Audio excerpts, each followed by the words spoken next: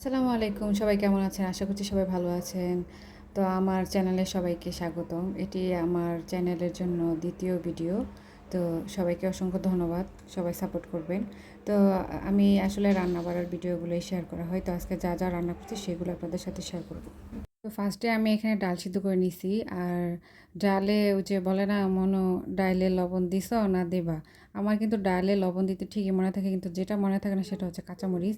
আর আমার হাতের ডাল না কেন জানি সুন্দর একটা কালার আসে না, মানে হলুদ কি কম বেশি দেওয়ার কারণে নাকি পাতিলের জন্য আমি জানি না। তো আপনারা একটু টিপস দিয়ে দিন তো আমার ডাল, তাহলে কালারটা সুন্দর হবে। তো যাই হোক, আমার ডালটা সিদ্ধ হয়ে গেছে, এখন বাগার দিতে হবে।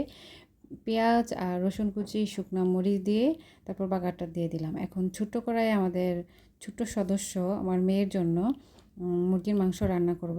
ছোটো কড়াইয়ে বসায় দিছি, অল্প করে তেল দিছি, একদম অল্প করে রান্না করব আর একদম ঝাল ছাড়া। ঝাল খেতে পারবে না ছোটো বাচ্চা, একটু একটু খাবার খাওয়া শিখেছে তো। পরে আস্তে আস্তে একটু একটু ঝাল দিয়ে দিয়ে শিখাবো।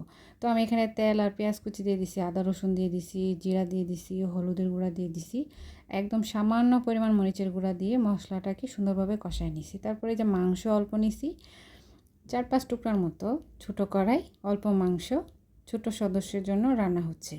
আর ছোটো কড়াইয়ে রান্না করতে জানি কেমন লাগতেছিল, মনে হচ্ছিল যে আমি ছোটোবেলায় খেলতাম না জোলাবাতি, তো এই জোলাবাতিটা খেলছি। আর এই কড়াই দিয়ে আমরা জোলাবাতি খেলছি সত্যি। আর এই ভিডিওগুলা আমার পেজে আছে। তো আমার ভিডিও যদি ভালো লাগে আপনারা আমার পেজ ভিজিট করতে পারেন, আমার লিঙ্কটা ডেসক্রিপশন বক্সে দেওয়া থাকবে। তো মাংসটা সুন্দরভাবে কষানোর পর সামান্য একটু পানি দিয়ে দিছি, পানিটা দিয়ে যাতে মাংসটা সিদ্ধ হয়ে যায়। তো আমি ওটা রান্না করে নামাই নিছি। তারপর এখন এগুলা দেশি ট্যাংরা হলুদ মরিচ দিয়ে মাখিয়ে তেল দিয়ে সুন্দরভাবে ভাজা ভাজা করে নিচ্ছি। ট্যাংরা মাছ দিয়ে আজকে 2 পদের তরকারি রান্না করা হবে। আমি বেগুন খাই না, সেজন্য আমার হাজব্যান্ড আর আমার শ্বশুরের জন্য বেগুন দিয়ে ট্যাংরা মাছ দিয়ে রান্না করব। তো মাছগুলা উঠায় নেওয়ার পর আমি এখানে তেল দিয়ে পেঁয়াজ কুচি দিয়ে হলুদ মরিচের গুঁড়া দিয়ে তারপরে যে কেটে রেখেছিলাম বেগুনগুলা দিয়ে মশলার সাথে সুন্দরভাবে কিছুক্ষণ কষায় নিব।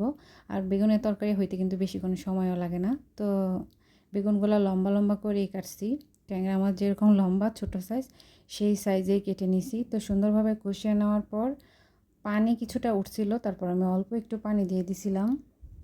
নামিয়ে নেওয়ার আগ মুহূর্তে মাছগুলো দিয়ে 2-1 মিনিটের মধ্যে রান্না করে তারপর এই ট্যাংরা মাছের তরকারিটা নামায় নিব। তো মাছগুলা দিয়ে সুন্দরভাবে বেশ কিছুক্ষণ, মানে বেশিক্ষণ না, 2 মিনিটের মধ্যেই জাল দিয়ে নিছি। তো এই তরকারিটা হয়ে যাওয়ার পর আমি এই কড়াইতেই আবার তেল দিয়ে দিলাম আর সব মশলাপাতি দিয়ে দিলাম।